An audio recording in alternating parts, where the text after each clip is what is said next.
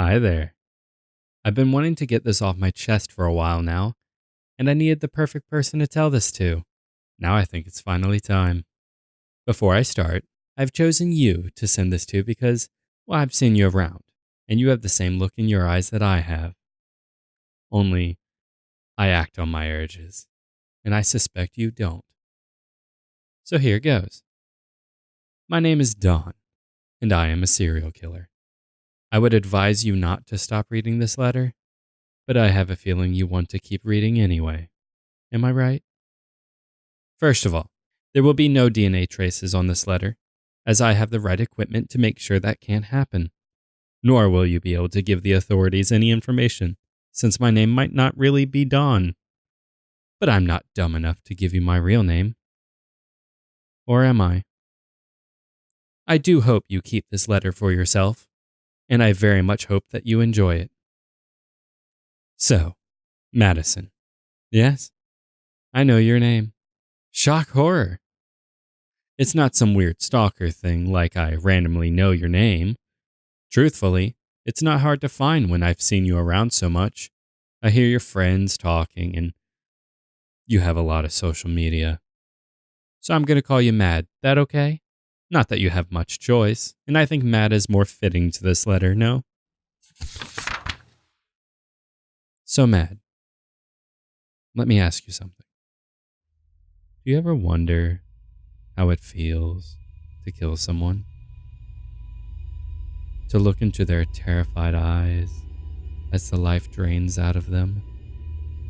Honestly, it's the greatest feeling. You're looking at this person and they're so helpless. They have no way of winning this. And you? You have all the power. My God, my adrenaline is pumping just writing this letter to you. I think in my life I've killed around 8 people? Doesn't seem like much, does it? Well, think about it. If I had just gone on a rampage and killed a shitload of people over a small amount of time, the police would automatically know they had a serial killer on their hands. I would also probably be sloppy and leave a trail behind me like some of these amateurs. But me, I did it over years. Every year I would take someone, kill them my way, and dispose of them in the correct fashion.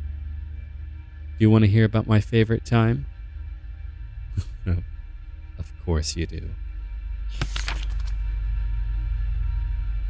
So this guy that I kept seeing around was just the fucking worst. He was one of those guys who walk around thinking they're the greatest thing since sliced bread and treat other people like shit. Seen him around with this girl. She was pretty. Blonde. You know, she seemed nice. Could have had her too if I wanted. Maybe one day I'll find her and have my way. But I feel like my killing him is for the greater good, you see. He treated her like garbage. So I got rid of him. Of course, you're thinking that's something I'm saying to make myself sound better. Is it working? Did you think I was a normal person doing good for a second? I thought so.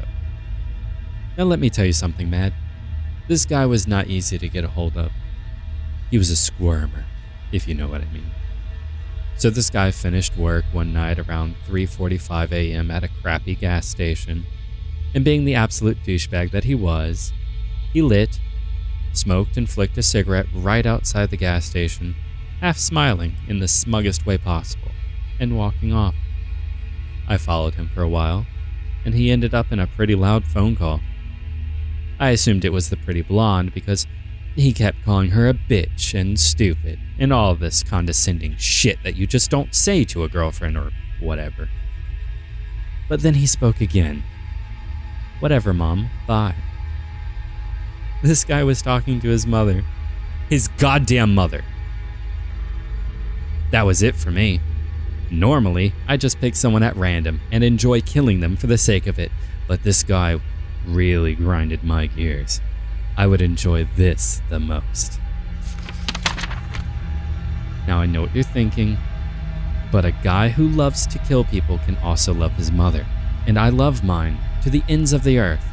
She doesn't need to know about my hobbies. I would normally use the typical chloroform-doused handkerchief from behind, but that's because they can't put up a fight whatsoever. It's the easiest way. But not this guy. I picked up a large branch that was on the floor and swung it with all my strength. I'm a big guy, Mad, and he dropped to the floor like a sack of shit. But he wasn't unconscious.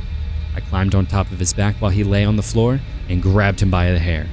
His arms and legs were swinging and kicking, and he screamed a half scream before I pulled back his head and hit it off the floor. Then he was unconscious.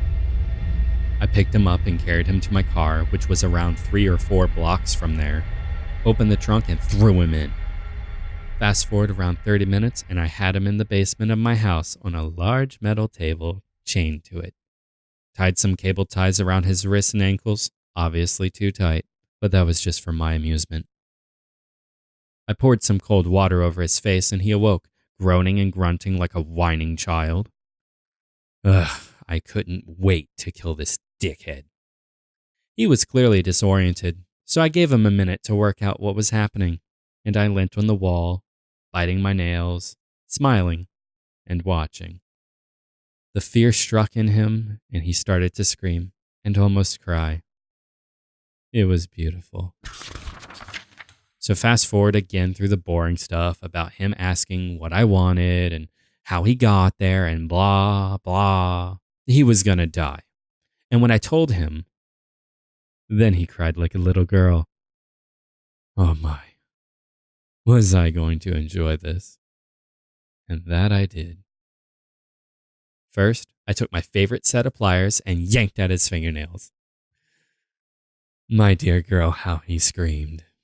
It was like music to my ears. Pleasure. My basement had been soundproof for years, so I could inflict the most awful pain in the most brutal ways. And nobody would ever hear. Fantastic. The blood trickled onto the table and dripped onto the floor. Silly boy, I laughed. You have made a mess. But that mess was just a minuscule part of the mess he was about to make. Now, I wasn't going to let him go longer than a few minutes without doing something else to him. Not only was I going to murder this man, but I was torturing him just for my own entertainment and pleasure. Now here's where it gets good, Matt. It gets so good from here. I did small-ish things like pushing needles into his ear and deafening him on one side, breaking bones in his upper thigh and his arms. I think I broke around 3 or 4 of his fingers, but I grew tiresome of his screams. So I made the right decision to sew his mouth shut. And I did. Very precisely, if I might add. He begun to get a little faint after all the pain I inflicted upon him, and most probably some blood loss, so I thought I'd best get it over with before I miss out on the opportunity to waste this lowlife and he just dies himself. Can't have that, can we? So, I took my most favorite scalpel and I cut. I cut him all the way up from the bottom of his stomach to his chest, watching the blood pour from every angle. Jesus Christ, the blood. It's definitely my favorite color. Along with the light shade of blue their lips tend to go after they've been cold a good few hours. So, he was finally dead. I did what I had to do for society, really. I'm a do-gooder. Then I did what I had to do for me. And he tasted good. All the way down to the last bite. Cooked to perfection. So there you have it. A clear-cut confession. See what I did there? Thanks for reading my letter. Put it somewhere safe. And you never know, Mad. Maybe I'll be seeing you real soon. I got this letter today. The way he kept calling me by my name really creeped me out so much. And maybe he'll be seeing me real soon. The hell does he mean by that? I really don't know what to do about it or how to take it. But I mean, shit. It was one hell of a good read.